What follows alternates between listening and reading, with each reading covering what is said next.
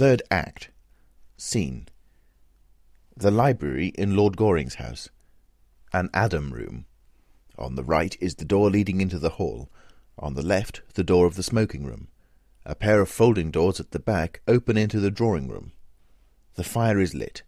Phipps, the butler, is arranging some newspapers on the writing table. The distinction of Phipps is his impassivity. He has been termed by enthusiasts the ideal butler. The Sphinx is not so incommunicable. He is a mask with a manner. Of his intellectual or emotional life, history knows nothing. He represents the dominance of form. Enter Lord Goring in evening dress with a buttonhole. He is wearing a silk hat and Inverness cape. White-gloved, he carries a Louis XVI cane. His are all the delicate fopperies of fashion. One sees that he stands in immediate relation to modern life, makes it, indeed, and so masters it. He is the first well-dressed philosopher in the history of thought. Got my second buttonhole for me, Phipps? Yes, my lord. Takes his hat, cane, and cape, and presents new buttonhole on salver. Rather distinguished thing, Phipps. I am the only person of the smallest importance in London at present who wears a buttonhole. Yes, my lord. I have observed that. Taking out old buttonhole. You see, Phipps, fashion is what one wears oneself. What is unfashionable is what other people wear. Yes, my lord. Just as vulgarity is simply the conduct of other people. Yes, my lord. Putting in a new buttonhole. And falsehoods the truths of other people. Yes, my lord. Other people are quite dreadful. The only possible society is oneself. Yes, my lord. To love oneself is the beginning of a lifelong romance, Phipps. Yes, my lord. Looking at himself in the glass. Don't think I quite like this buttonhole, Phipps. Makes me look a little too old. Makes me almost in the prime of life, eh, Phipps? I don't observe any alteration in your lordship's appearance. You don't, Phipps? No, my lord. I am not quite sure. For the future, a more trivial buttonhole, Phipps, on Thursday evenings. I will speak to the florist, my lord. She has had a loss in her family lately, which perhaps accounts for the lack of triviality your lordship complains of in the buttonhole. Extraordinary thing about the lower classes in England. They are always losing their relations. Yes, my lord. They are extremely fortunate in that respect. Turns round and looks at him. Phipps remains impassive. Any letters, Phipps? 3, my lord. Hands letters on salver. Takes letters. Want my cab around in 20 minutes. Yes, my lord. Goes towards door. Holds up letter in pink envelope. Phipps, when did this letter arrive? It was brought by hand just after your lordship went to the club. That will do. Exit Phipps. Lady Chiltern's handwriting on Lady Chiltern's pink notepaper. That is rather curious. I thought Robert was to write. Wonder what Lady Chiltern has got to say to me. Sits at bureau and opens letter and reads it. I want you, I trust you, I am coming to you, Gertrude. Puts down the letter with a puzzled look, then takes it up and reads it again slowly. I want you, I trust you, I am coming to you. So, she has found out everything. Oh, poor woman. Poor woman. Pulls out watch and looks at it. But what an hour to call. 10 o'clock. Oh, I shall have to give up going to the Berkshires. However, it is always nice to be expected and not to arrive. I'm not expected at the Bachelor's, so I shall certainly go there. Well, I will make her stand by her husband. That is the only thing for her to do. That is the only thing for any woman to do. It is the growth of the moral sense in women that makes marriage such a hopeless, one-sided institution. 10 o'clock. She should be here soon. I must tell Phipps I am not in to anyone else. Goes towards Bell. Enter Phipps. Lord Caversham. Oh, why will parents always appear at the wrong time? Some extraordinary mistake in nature, I suppose.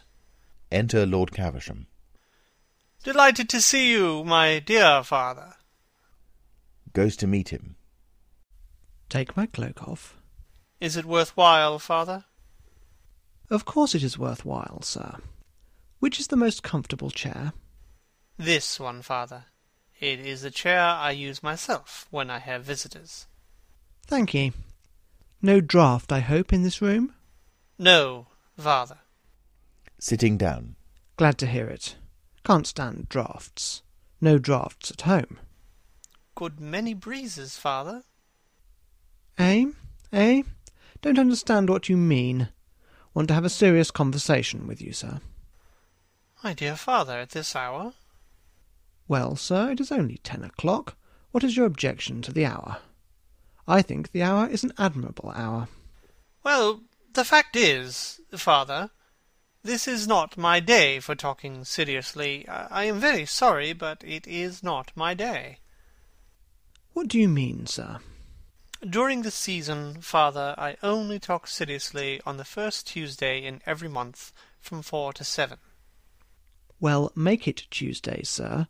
Make it Tuesday. But it is after 7, father, and my doctor says I must not have any serious conversation after 7. It makes me talk in my sleep. Talk in your sleep, sir? What does that matter? You are not married. No, father, I am not married. That is what I have come to talk to you about, sir. You have got to get married, and at once. Why, when I was your age, sir, I had been an inconsolable widower for 3 months, and was already paying my addresses to your admirable mother. Damn me, sir, it is your duty to get married. You can't always be living for pleasure. Every man of position is married nowadays. Bachelors are not fashionable any more. They are a damaged lot. Too much is known about them. You must get a wife, sir. Look where your friend Robert Chiltern has got by probity, hard work, and a sensible marriage with a good woman. Why don't you imitate him, sir? Why don't you take him for your model? I think I shall, father. I wish you would, sir. Then I should be happy. At present I make your mother's life miserable on your account. You are heartless, sir, quite heartless. I hope not, father. And it is high time for you to get married. You are 34 years of age, sir. Yes, father, but I only admit to 32. 31.5 when I have a really good buttonhole. This buttonhole is not trivial enough. I tell you, you are 34, sir, and there is a draught in your room besides, which makes your conduct worse. Why did you tell me there was no draught, sir? I feel a draught, sir. I feel it distinctly. So do I, father. It is a dreadful draught. I will come and see you tomorrow, father. We can talk over anything you like. Let me help you on with your cloak, father. No, sir. I have called this evening for a definite purpose, and I am going to see it through at all costs to my health or yours. Put down my cloak, sir. Certainly, father. But let us go into another room. Rings bell. There is a dreadful draught here. Enter Phipps. Phipps, is there a good fire in the smoking room? Yes, my lord. Come in there, father. Your sneezes are quite heart-rending. Well, sir, I suppose I have a right to sneeze when I choose? Apologetically. Quite so, father. I was merely expressing sympathy. Oh, damn sympathy. There's a great deal too much of that sort of thing going on nowadays. I quite agree with you, father. If there was less sympathy in the world, there would be less trouble in the world. Goes towards the smoking room. That is a paradox, sir. I hate paradoxes. So do I, father. Everybody one meets is a paradox nowadays. It is a great bore. It makes society so obvious. Turning round and looking at his son beneath his bushy eyebrows. Do you always really understand what you say, sir? After some hesitation. Yes, father, if I listen attentively. Indignantly. If you listen attentively, conceited young puppy. Goes off grumbling into the smoking room. Phipps enters. Phipps, there is a lady coming to see me this evening on particular business. Show her into the drawing-room when she arrives, you understand? Yes, my lord. It is a matter of gravest importance, Phipps. I understand, my lord. No one else is to be admitted under any circumstances. I understand, my lord. Bell rings. Ah, that is probably the lady. I shall see her myself. Just as he is going towards the door, Lord Caversham enters from the smoking room. Well, sir, am I to wait attendance on you? Considerably perplexed. In a moment, father, do excuse me. Lord Caversham goes back. Remember my instruction, Phipps. Into that room. Yes, my lord. Lord Goring goes into the smoking room. Harold, the footman, shows Mrs. Cheveley in. Lemire-like, she is in green and silver. She has a cloak of black satin, lined with dead rose-leaf silk. What name, madam? To Phipps, who advances towards her. Is Lord Goring not here? I was told he was at home. His lordship is engaged at present with Lord Caversham, madam. Turns a cold, glassy eye on Harold, who at once retires. To herself. How very filial. His lordship told me to ask you, madam, to be kind enough to wait in the drawing-room for him. His lordship will come to you there. With a look of surprise. Lord Goring expects me. Yes, madam. Are you quite sure? His lordship told me that if a lady called, I was to ask her to wait in the drawing-room. Goes to the door of the drawing-room and opens it. His lordship's directions on the subject were very precise. To herself. How thoughtful of him. To expect the unexpected shows a thoroughly modern intellect. Goes towards the drawing-room and looks in. Ugh! How dreary a bachelor's drawing-room always looks. I shall have to alter all this. Phipps brings the lamp from the writing-table. No, I don't care for that lamp. It is far too glaring. Light some candles. Replaces lamp. Certainly, madam. I hope the candles have very becoming shades. We have had no complaint about them, madam, as yet. Passes into the drawing-room and begins to light the candles. To herself. I wonder what woman he is waiting for tonight. It will be delightful to catch him. Men always look so silly when they are caught, and they are always being caught. Looks about the room and approaches the writing-table. What a very interesting room. What a very interesting picture. Wonder what his correspondence is like. Takes up letters. Oh, what a very uninteresting correspondence. Bills and cards, debts and dowagers. Who on earth writes to him on pink paper? How silly to write on pink paper. It looks like the beginning of a middle-class romance. Romance should never begin with sentiment. It should begin with science and end with a settlement. puts letter down, then takes it up again. I know that handwriting. That is Gertrude Chiltern's. I remember it perfectly.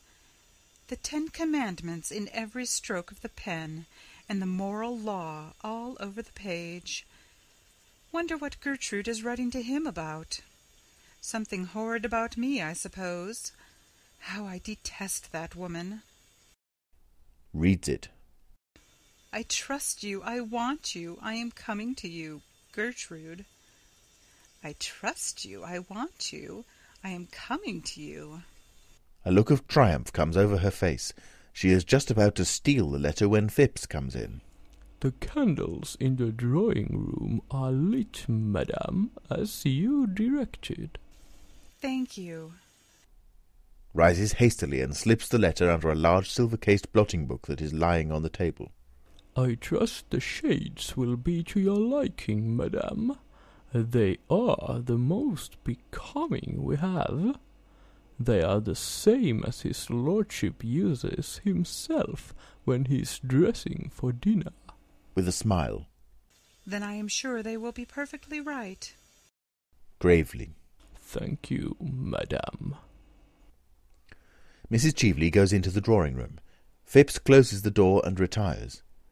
The door is then slowly opened, and Mrs. Cheveley comes out and creeps stealthily towards the writing-table.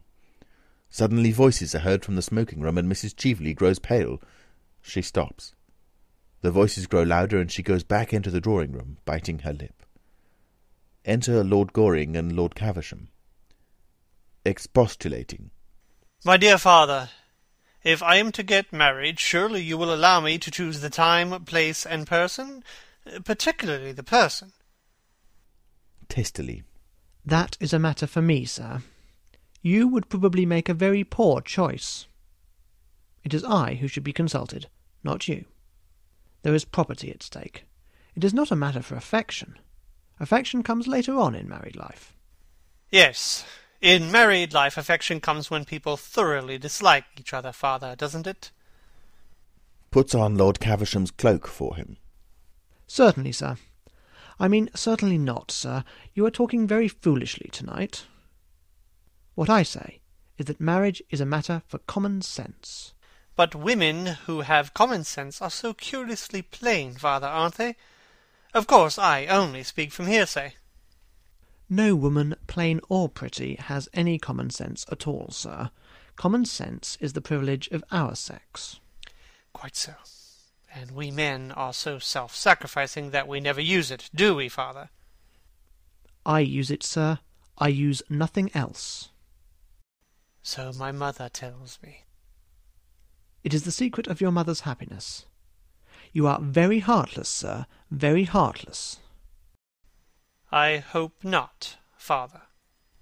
Goes out for a moment, then returns, looking rather put out, with Sir Robert Chiltern.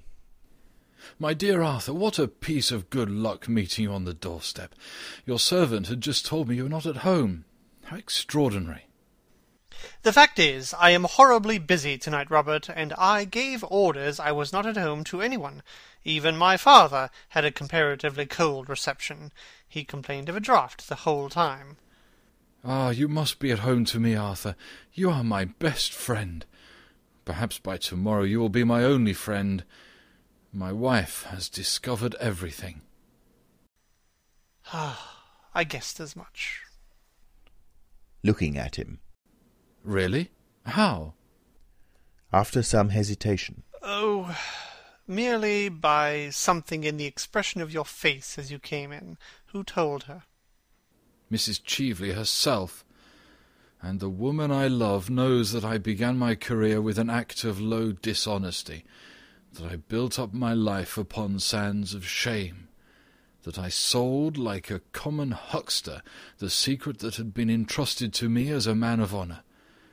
I thank heaven poor Lord Radley died without knowing that I betrayed him.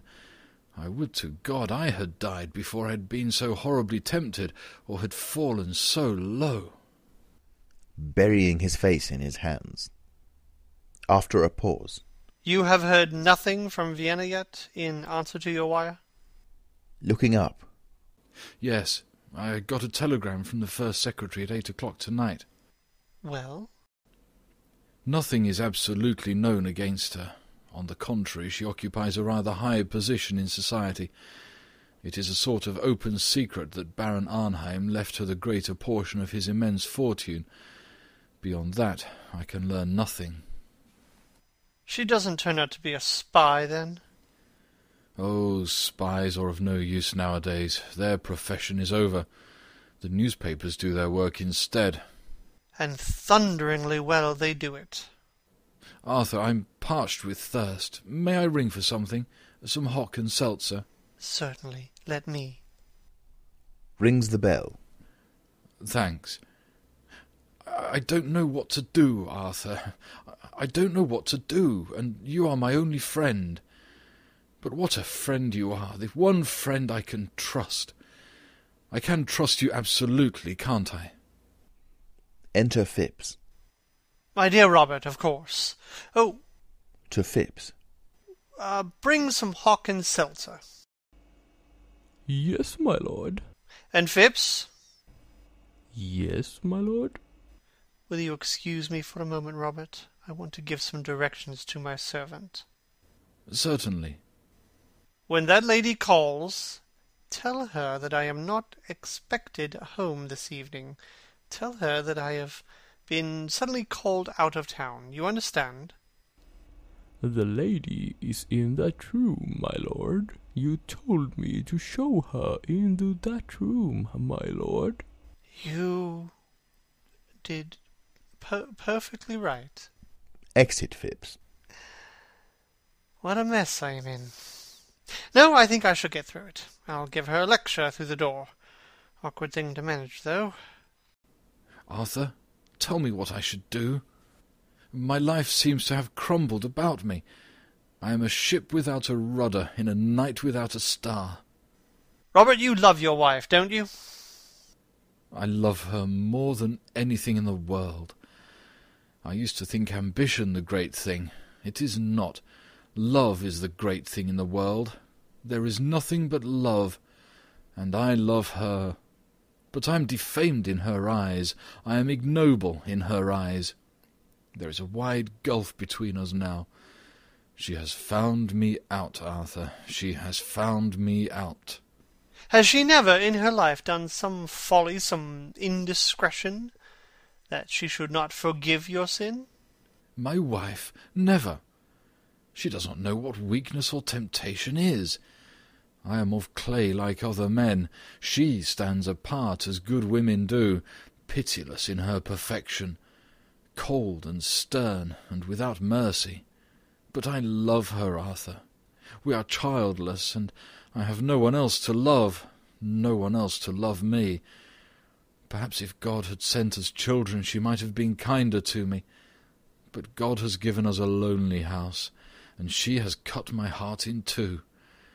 Don't let us talk of it.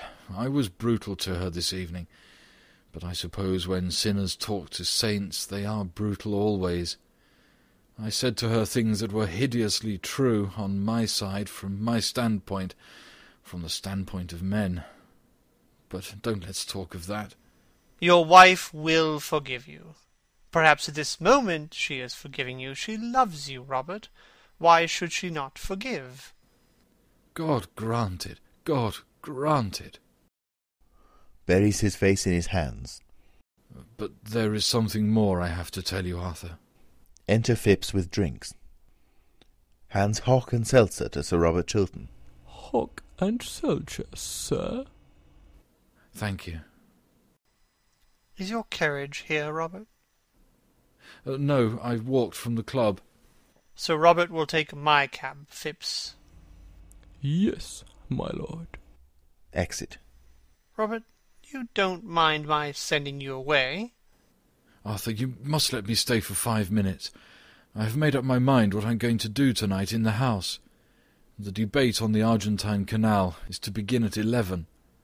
A chair falls in the drawing-room. What is that? Nothing. I heard a chair fall in the next room. Someone's been listening. No, there is no one there. There is someone. There are some lights in the room and the door is ajar. Someone's been listening to every secret of my life. Arthur, what does this mean? Robert, you are excited, unnerved. I tell you there is no one in that room. Sit down, Robert.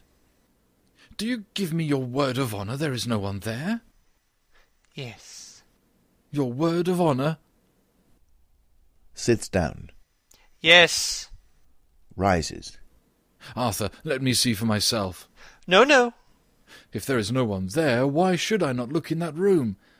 Arthur, you must let me go into that room and satisfy myself. Let me know that no eavesdropper has heard my life's secret. Arthur, you don't realize what I'm going through. Robert, this must stop. I have told you there is no one in that room. That is enough. Rushes to the door of the room. It is not enough. I insist on going into this room.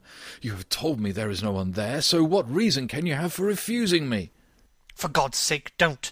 There is someone there. Someone whom you must not see. Ah, I thought so. I forbid you to enter that room. Stand back. My life is at stake, and I don't care who is there. I will know who it is to whom I have told my secret and my shame. Enters room. Great heavens, his own wife. Sir Robert Chiltern comes back with a look of scorn and anger on his face. What explanation have you to give for the presence of that woman here? Robert, I swear to you on my honour that the lady is stainless and guiltless of all offence toward you. She is a vile and infamous thing. Don't say that, Robert. It was for your sake she came here. It was to try and save you.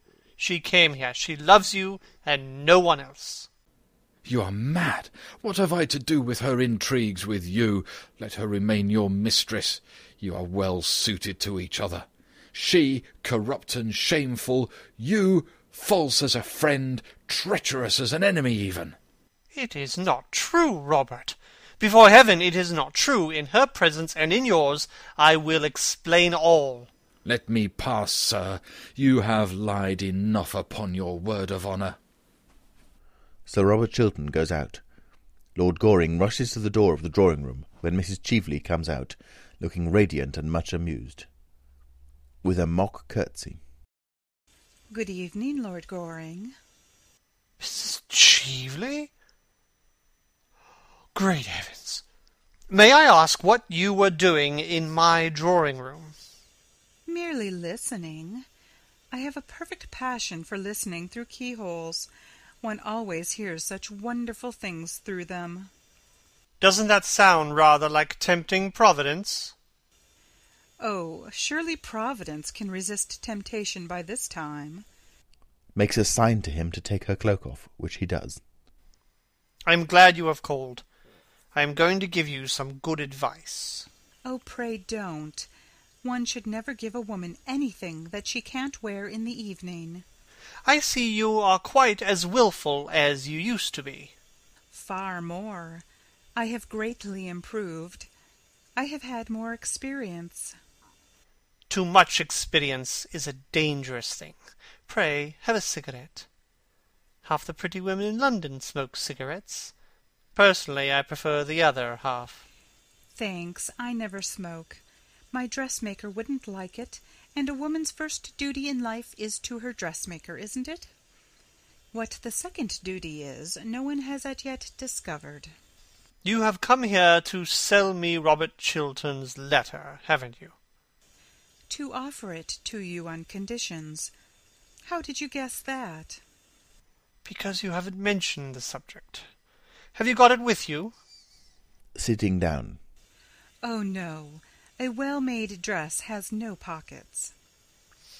What is your price for it? How absurdly English you are. The English think that a cheque-book can solve every problem in life. Why, my dear Arthur, I have very much more money than you have, and quite as much as Robert Chiltern has got hold of. Money is not what I want. What do you want, then, Mrs. Cheveley? Why don't you call me Laura? I don't like the name. You used to adore it. Yes, that's why. Mrs. Cheveley motions to him to sit down beside her. He smiles and does so. Arthur, you loved me once. Yes? And you asked me to be your wife. That was the natural result of my loving you. And you threw me over because you saw, or said you saw, poor old Lord Mortlake trying to have a violent flirtation with me in the conservatory at Tenby. I am under the impression that my lawyer settled that matter with you on certain terms, dictated by yourself. At that time I was poor. You were rich. Quite so. That is why you pretended to love me. Shrugging her shoulders. Poor old Lord Mortlake, who had only 2 topics of conversation, his gout and his wife. I never could quite make out which of the 2 he was talking about. He used the most horrible language about them both. Well, you were silly, Arthur. Why, Lord Mortlake was never anything more to me than an amusement. One of those utterly tedious amusements one only finds at an English country house on an English country Sunday. I don't think any one at all morally responsible for what he or she does at an English country house. Yes, I know lots of people think that. I loved you, Arthur. My dear Mrs. Cheveley, you have always been far too clever to know anything about love. I did love you, and you loved me. You know you loved me, and love is a very wonderful thing. I suppose that when a man has once loved a woman, he will do anything for her, except continue to love her. Puts her hand on his, taking his hand away quietly. Yes, except that. After a pause. I am tired of living abroad. I want to come back to London. I want to have a charming house here. I want to have a salon. If one could only teach the English how to talk, and the Irish how to listen, society here would be quite civilized. Besides, I have arrived at the romantic stage. When I saw you last night at the Chilterns, I knew you were the only person I had ever cared for, if I ever have cared for anybody, Arthur. And so, on the morning of the day you marry me, I will give you Robert Chiltern's letter. That is my offer. I will give it to you now, if you promise to marry me. Now. Smiling. Tomorrow. Are you really serious? Yes, quite serious. I should make you a very bad husband. I don't mind bad husbands. I have had 2. They amuse me immensely. You mean that you amused yourself immensely, don't you? What do you know about my married life? Nothing, but I can read it like a book. What book? Rising. The book of numbers. Do you think it is quite charming of you to be so rude to a woman in your own house? In the case of a very fascinating woman, sex is a challenge, not a defense. I suppose that is meant for a compliment. My dear Arthur, women are never disarmed by compliments.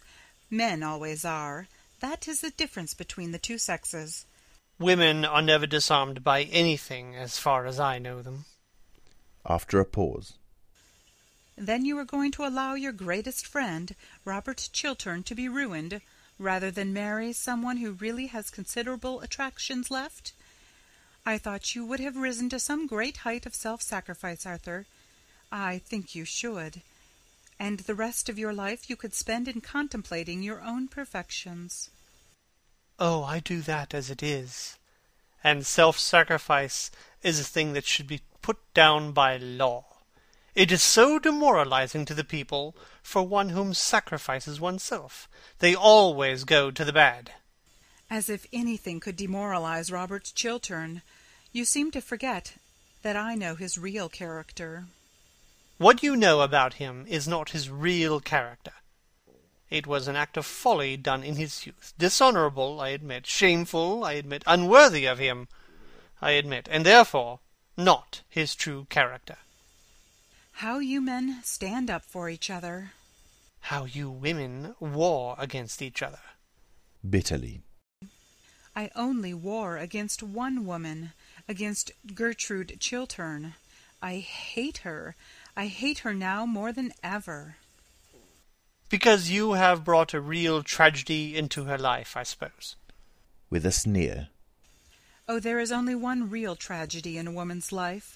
The fact that her past is always her lover, and her future invariably her husband.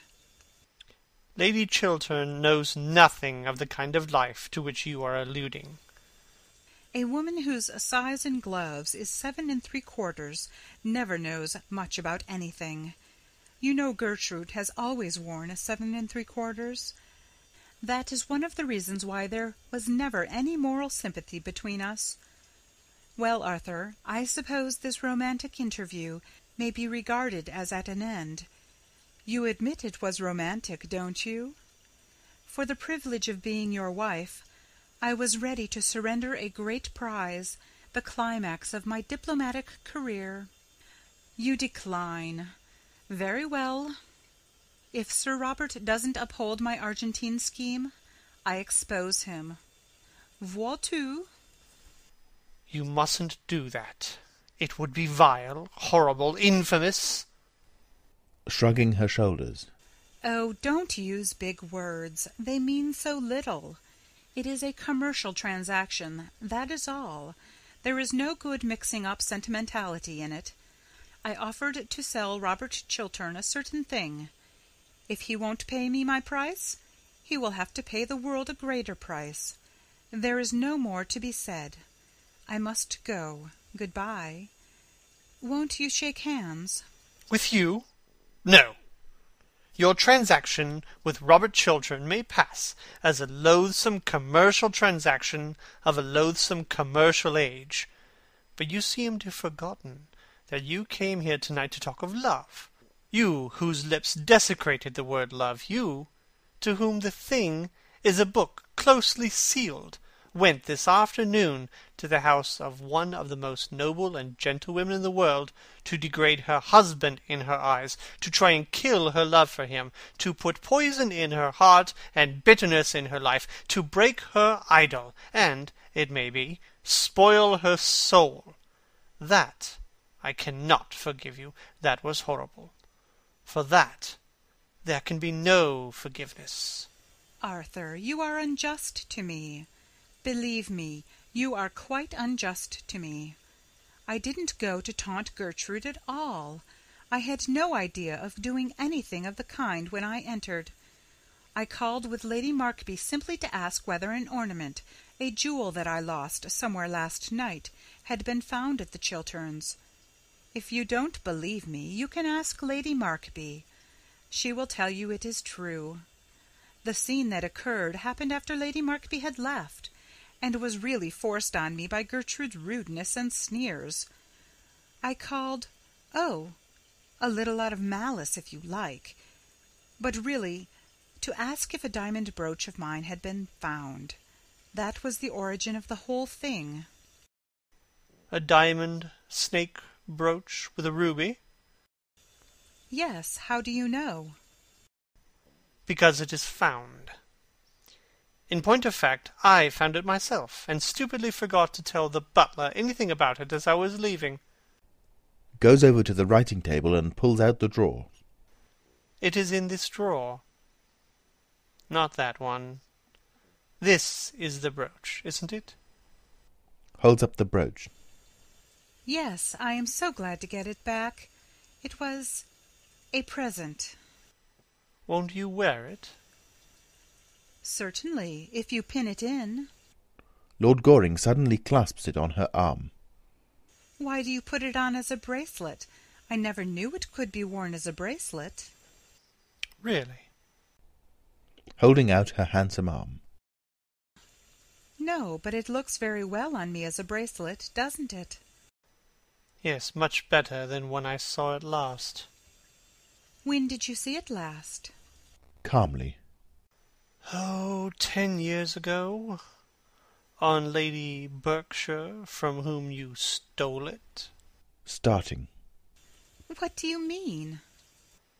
I mean that you stole that ornament from my cousin, Mary Berkshire, to whom I gave it when she was married. Suspicion fell on a wretched servant, who was sent away in disgrace. I recognized it last night. I determined to say nothing about it till I had found the thief. I have found the thief now, and I have heard her own confession. Tossing her head. It is not true. You know it is true. Why, the thief is written across your face at this very moment. I will deny the whole affair from beginning to end. I will say that I have never seen this wretched thing, that it was never in my possession. Mrs. Cheveley tries to get the bracelet off her arm, but fails. Lord Goring looks on amused. Her thin fingers tear at the jewel to no purpose. A curse breaks from her. The drawback of stealing a thing, Mrs. Cheveley, is that one never knows how wonderful the thing that one steals is. You can't get that bracelet off unless you know where the spring is. And I see you don't know where the spring is. It is rather difficult to find. You brute! You coward! She tries again to unclasp the bracelet, but fails. Oh, don't use big words. They mean so little. Again tears at the bracelet in a paroxysm of rage, with inarticulate sounds. Then stops and looks at Lord Goring. What are you going to do? I am going to ring for my servant. He is an admirable servant, always comes in the moment one rings for him. When he comes, I will tell him to fetch the police. Trembling. The police? What for? Tomorrow the Berkshires will prosecute you. That is what the police are for. Is now in an agony of physical terror. Her face is distorted, her mouth awry. Her mask has fallen from her. She is, for the moment, dreadful to look at. Don't do that. I will do anything you want. Anything in the world you want. Give me Robert Chiltern's letter. Stop, stop. Let me have time to think. Give me Robert Chiltern's letter. I have not got it with me. I will give it to you tomorrow. You know you are lying. Give it to me at once. Mrs. Cheveley pulls the letter out and hands it to him. She is horribly pale. This is it? In a hoarse voice. Yes. Takes the letter, examines it, sighs, and burns it with the lamp. For so well-dressed a woman, Mrs. Cheveley, you have moments of admirable common sense. I congratulate you.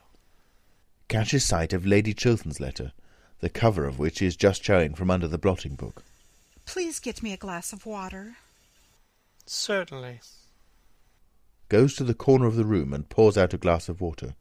While his back is turned, Mrs. Cheveley steals Lady Chiltern's letter. When Lord Goring returns with the glass, she refuses it with a gesture. Thank you. Will you help me on with my cloak? With pleasure. Puts her cloak on. Thanks. I am never going to try to harm Robert Chiltern again. Fortunately, you have not the chance, Mrs. Cheveley. Well, if even I had the chance, I wouldn't. On the contrary, I am going to render him a great service. I am charmed to hear it. It is a reformation.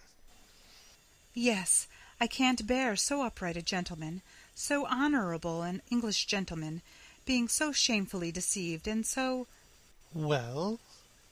I find that somehow Gertrude Chiltern's dying speech and confession has strayed into my pocket. What do you mean? With a bitter note of triumph in her voice. I mean that I am going to send Robert Chiltern the love letter his wife wrote to you last night. Love letter? Laughing. I want you. I trust you. I am coming to you, Gertrude. Lord Goring rushes to the bureau and takes up the envelope, finds it is empty, and turns round. You wretched woman! Must you always be thieving? Give me back that letter. I'll take it from you by force. You shall not leave my room till I have got it. He rushes towards her, but Mrs. Cheveley at once puts her hand on the electric bell that is on the table. The bell sounds with shrill reverberations, and Phipps enters. After a pause. Lord Goring merely rang that you should show me out. Good night, Lord Goring. Goes out, followed by Phipps. Her face is illuminated with evil triumph. There is joy in her eyes. Youth seems to have come back to her. Her last glance is like a swift arrow. Lord Goring bites his lip and lights his cigarette. End of Act 3.